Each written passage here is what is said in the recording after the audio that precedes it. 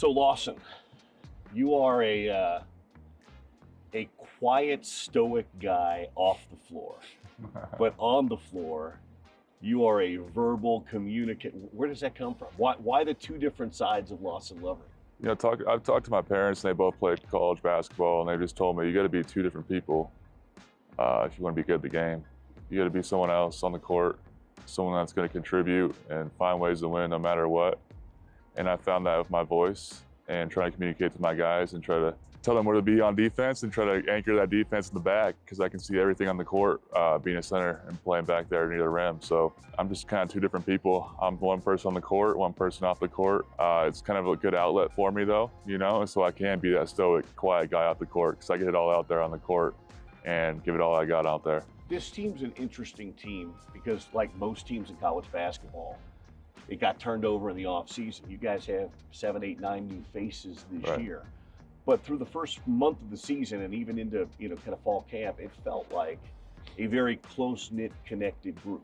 And you were part of that. I know you missed a little bit of time, but why do you think this team's come together so quickly? And how much do you think that's impacted the early success? I think that's on Coach Smith. Is just the way he recruited this offseason and what he emphasized in his recruitment.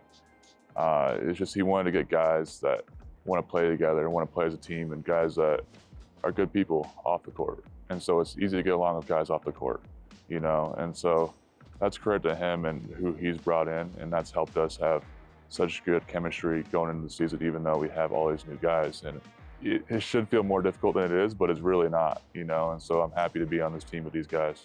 Knowing that BC was going to be gone and you were going to kind of become the primary big on this team. Yeah. What was the work you put in the offseason? What was it that you worked on with your game? Because in just a couple of games we've seen you look improved. Yeah, I think it's it's credit to the coach Eilert, Big's coach for us.